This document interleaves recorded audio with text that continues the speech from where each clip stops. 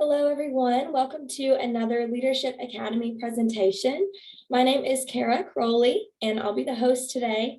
I work here in the Student Life office. I'm the Civic Engagement and Student Activities Coordinator. So what that means is that I am the advisor for the Campus Activities Board, the advisor for the Lionheart organization, and I help out with alternative spring break and homecoming week and welcome week and spring back week and all the fun things that go on here on campus. So I'm really excited to share this presentation with you all today.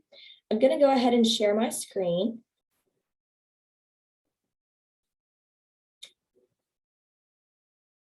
All right, as you can see, this is going to be about learning to serve. So this kind of ties in elements of what I do here in my job with leadership and how it can apply to you all in your positions as student leaders.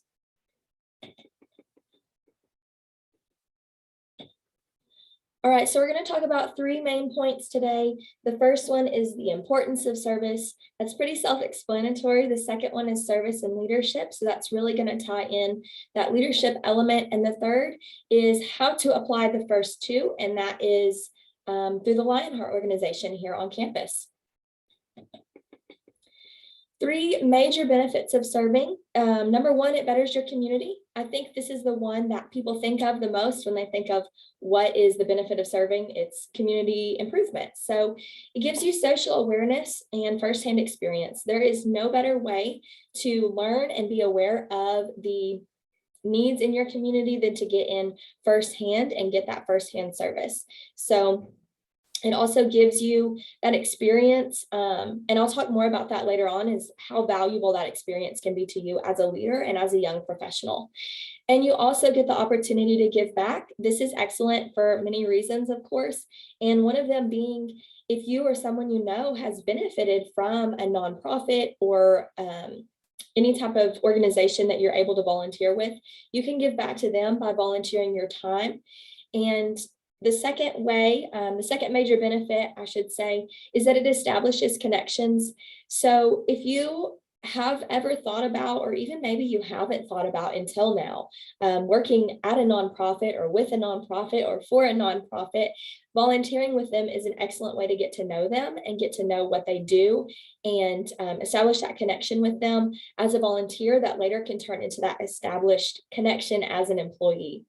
You can gain new friendships. A lot of young college students or people out in the community volunteer their time, and so you're going to meet new people this way, and you can strengthen relationships that you already have. So say you want to go volunteer with two of your friends or with an organization, you're going to have those shared experiences and you're going to bond with those people that you're volunteering with. So if you are in a student leadership position that is with an organization, this is a great way to build those connections and those relationships within your organization, is having students volunteer with one another. And a third major benefit is that you're going to gain skills.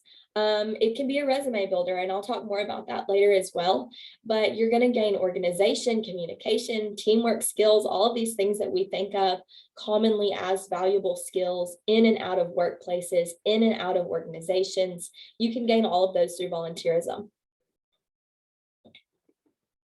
So getting the most out of your time as a busy college student, I know many of you are involved in several organizations or you work multiple jobs even. Getting the most out of your time is important. We want to maximize the time that we're spending doing anything and be efficient. So ways to maximize your time volunteering are important as well. And the number one way to do that is to pursue something that you're passionate about. So finding that organization that really speaks to you and that you can connect with is going to make your time more valuable to you as a volunteer and to that organization as the receiver of your volunteer time. And also you're going to be able to spend more time volunteering, and it's not going to feel as bad. Have you ever heard the saying, if you love what you do, you never work a day in your life? It's similar to that. If you love and you're passionate about what you're volunteering about, it's not going to feel like volunteering in I have to go do this community service. It's not going to feel like that. It's going to feel, I get to go do this. I get to go give back to these people, to this organization. So finding that passion is important because it leads to a positive attitude, and a positive attitude makes time pass way faster. Another effect, this is very interesting. I'm gonna kind of read this verbatim because I don't want to get the numbers mixed up, but the Harvard Health publications, they released data supporting the odds of someone being very happy, in their words, increasing by 7% among monthly volunteers, 12% among those that volunteer every 2 to 4 weeks, and 16% among weekly volunteers. So that's pretty incredible. And I think this really goes to show how much volunteering really does benefit you as well as the organization. And this kind of reminds me of when you give someone a compliment and it makes you feel warm on the inside to do that nice thing or give someone that compliment. This is that same effect, that happiness effect for doing good and doing good for others. So this is it, that effect in action. And 7% is a big increase of happiness. I think anyone would want that in their life. And 16% is huge. And that's even a big jump between 7 and 16%. That's more than double. So that's between monthly and weekly. And I mean, most months have 4 weeks in them. So that's just 4 times a month that you can go and give. And that's really not a lot when you think of it in the bigger picture. And it also noted that this is comparable to those surveyed based on a $20,000 income versus the $75,000 to $100,000 income range. That's a big gap as well. I just thought that was an interesting note to throw in there. Something that is important to remember when volunteering, and something that has kind of been an evolution in the past few years, is that there truly are no limitations to volunteering. With this digital age that we are in, and with everything that COVID-19 has launched us into, the access to Zoom and a lot more online mobility, volunteering can be done from home. A lot of nonprofits don't have someone that is social media savvy or technologically savvy, and they're in desperate need of someone to monitor their website, keep up with a database for them, even if it's just an Excel sheet.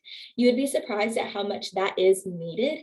And graphic design, media creation, social media management, those things are very much needed, and all of those things can be done from home. And for a lot of us, they're really simple things. Anyone can jump on Canva and make a flyer, but they're things that are great needs in the nonprofit sector. So that's a great thing to remember too, if you feel like I don't have time to go volunteer, or the time that I do have is outside of their hours, well, you can volunteer from home.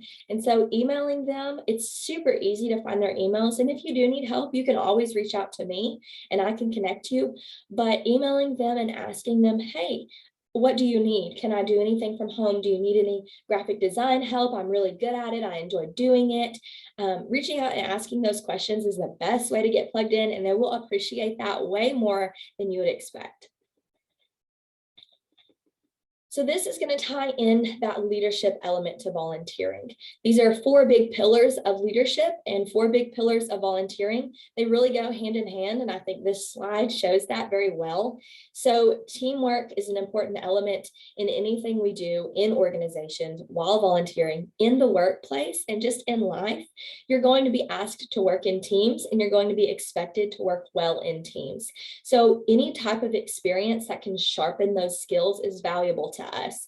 So in volunteering, you're going to be working with different people you've never met, people that are different backgrounds than you, different ages than you, come from different areas than you, different socioeconomic statuses as you, and you're going to experience those in any team that you work on that is any level of diverse. So having that experience is very valuable. Another pillar is mentorship.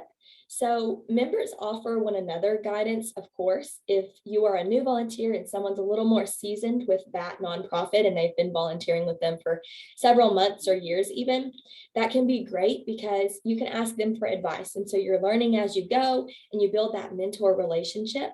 And you can also take the experiences you gain and go back to your organization or to whoever you're leading and take the experiences that you have and pass it on to others and become that mentor figure and encourage others to volunteer in the way that you have.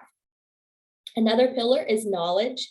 Knowledge is power, and knowledge is the most valuable asset out there, in my opinion. Better understanding of other cultures, the outside of your community that you've lived in your whole life, or just a different side. Maybe you're from Fort Smith, but you've never known that Fort Smith had a women's shelter. Well, this is a great way to get plugged in and get that knowledge and get those resources that someone you may know may need later on down the road, and you'll have that connection. You're also going to be gaining this knowledge through firsthand experience. That's the best way to gain knowledge, because you're there on site, you're learning, you are experiencing these things, and you're taking it all in at the same time. So that is extremely valuable. And the fourth pillar is communication. Communication is something that we handle every day, day-to-day life, in and out of work, in and out of your organization. Communication is important, and professional communication is important. I want to emphasize that. So when you are contacting these nonprofits, professional communication skills are being built. And when you show up and you introduce yourself to these people that you've been emailing with, you've built that online relationship, but you get that opportunity to build that in-person relationship as well. And it helps your social experiences. We can all grow in those areas always. So communication is very important, and you can't have too much of it. Leadership development. So these are ways that you can grow as a leader. So your comfort zone is something people like their comfort zones. I like my comfort zone. Change can be hard and is something that a lot of people prefer to avoid. But getting outside of your comfort zone is where you're going to find personal growth and organizational growth. So trying new things, having a challenge that you overcome, being in an experience you've never been in before, or a situation is going to push you to grow and get outside of that comfort zone. Another area is soft skills. This is kind of what I touched on talking about communication.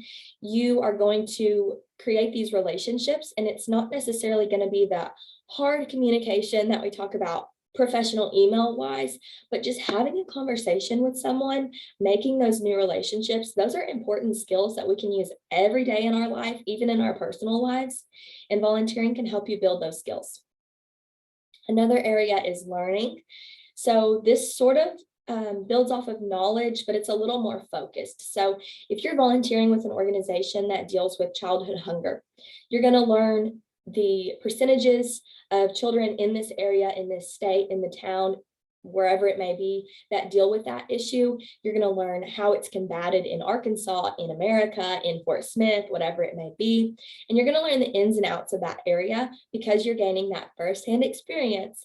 And you have these resources, these volunteers, and some of these people work for this nonprofit full time. So they're immersed in this area every single day, and they're full of knowledge, and you get to learn from them.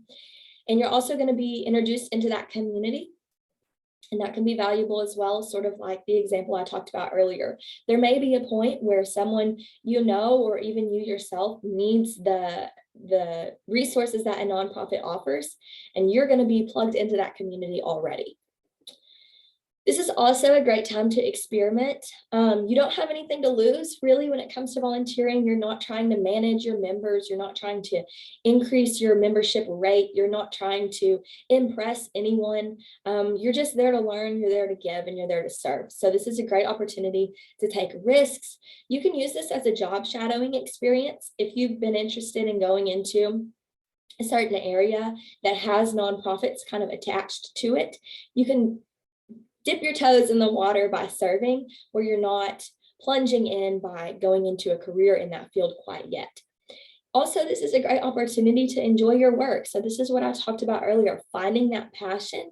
If you don't know what you're passionate about, you don't know what area you'd like to volunteer, experiment and try different ones and find out. And you might really be surprised at the area that speaks to you the most, or the area that you find that you're most passionate about. Another area of leadership development is risk management. So being in experiences you've never been in before, they could be unprecedented, unpredictable. You never know what you're going to face. And so managing that outside of your organization can bring those skills back into your organization and sharpen your risk management as a leader. This is also a great resume builder. As college students, resume builders are important. and you want to be able to stand out in a workplace later on or stand out among other applicants that may have a similar background as you. But having that community service element shows that you are well-rounded, that you know what you're passionate about, that you're not afraid to give your time, and it can open a door to conversation. Anything you put on your resume gives those interviewers an opportunity to ask you. So if you have on there that you served 50 plus hours at such and such organization, that's intriguing to them, and they're going to ask you about that. And any leverage you can have to talk about something that you are truly passionate about is an advantage in an interview. So we want to open those doors up, and having that community service on your resume gives you a great opportunity to do so. Volunteering can also get you into a new routine. This can be for yourself or for your organization. Having free time or whatever and filling, with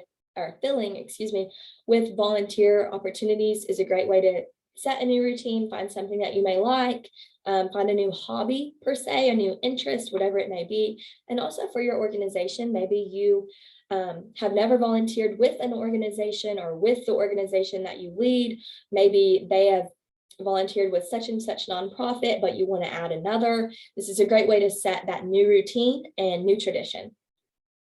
Also, the final one is desire for more.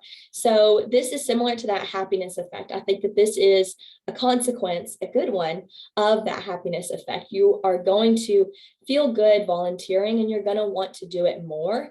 And when we find things that are great, we recommend them to our friends, right?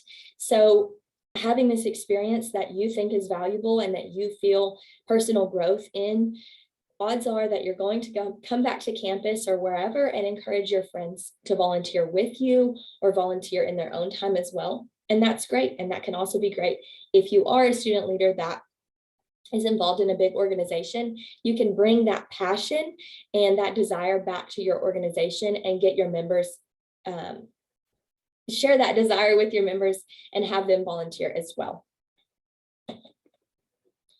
So now we're moving into that third element, and this is how we can act on those first 2 points. So serving at UAFS is a great way to begin. I like to think of this college, or just any college, as a community within a community. So the needs here on campus are a little bit different than the needs in the Fort Smith area, in the Arkansas area, or even between those two, the Sebastian County area. So serving at UAFS is a great way to get started. It's not the only way to get started, but it is the easiest way. And I am the advisor for Lionheart, so I would love the opportunity to share this with you all or with anyone that would listen, because I think that this is a very valuable organization for students to be involved in. So an overview about what Lionheart is, what we do. It's a volunteer program for students, faculty, staff, community members. Anyone that's involved in the UAFS community can be involved in the Lionheart organization. And you're going to correspond and build those relationships with local nonprofits, as well as cater and assess the needs here at the UAFS campus. And we also pride ourselves in finding what our volunteers or students or whomever is interested in and what they're passionate about, and then meeting those needs and meeting those passions with opportunity. And it also provides leadership opportunities if you're looking for more. Within our organization, we have student leaders that run their own committees, and those committees are different focus areas. And I'm trying not to jump ahead of myself to the next slide here, but we have leadership opportunities, within our volunteer organization. Here's a little bit more about that leadership opportunity. So right now they're called Lionheart Leaders, and they are just students that want to be a little bit more involved than the average Lionheart volunteer. Right now there are 4, and the student assistant position as well. And the student assistant position works here in this office, in my office, in fact, with me. And the 4 committees that we have right now: cancer research, food insecurity, animal welfare, and environmental. Those are all pretty self-explanatory. They've done several events on campus, some that have happened recently. Our environmental committee did a park cleanup a few weeks ago at, oh gosh, I forgot the park's name. One of the local parks here in Fort Smith. Our animal welfare committee just did a dog treat event where they made dog treats to be donated to a local animal shelter. So these committees are involved within the community, but a lot of their events happen here on campus for students to be involved in very easily. Applications for these positions as well. For these 4 positions, the committee leaders, they will be going on Numalink mid-April. So if you're interested in being a leader in the Lionheart organization, please get on Numalink or reach out to me. I would love to have you. And the student assistant position is actually available as well right now as of the end of March. I know this is a recording, so I'm being time conscious for a purpose. We're about to go into spring break, and so after spring break, that position will be available on Numalink as well. So if you're interested in that student assistant position, hop on Numalink and you'll find the job description and all the technical information on there. Some of the annual events that Lionheart does that anyone can get involved in. We have a volunteer week in the fall and spring semesters. This spring, it's going to be April 11th through the 15th with LCOD, which is Lions Community Outreach Day, happening on Saturday, April 16th. And there are events throughout the semester on campus. There are the 2 that I talked about earlier. Creekmore Park, that's the name of it. So we have more than that. Those are just the 2 that have happened most recently. And here we go, looking to serve opportunities for people. If you just want service hours, if you need to meet a requirement for a scholarship or an organization, we have the opportunity for you, and we would love to get you plugged in. Also, something important to remember, if you're a student leader over an organization or involved in the volunteerism element of an organization, we would love to partner with your organization. And a lot of Greek communities, for example, I know you all have philanthropies designated to your specific chapter. And so getting plugged in and getting connected with Lionheart and serving your philanthropy is a great opportunity, and it's one that we would love to share with you. And any more information about Lionheart or anything that I talked about can all be found on Numalink. And I think that's all I have for you. I really appreciate y'all hopping on here. I'm gonna go ahead and stop sharing my screen. I appreciate you all hopping on here. There is gonna be the little question form on Numalink, I believe. Wherever it normally is, I'll have the question form uploaded. If you have any questions, feel free to contact me or anyone here in the Student Life office, and we'll get you plugged in with volunteer opportunities. I really appreciate it. I hope y'all have a great day.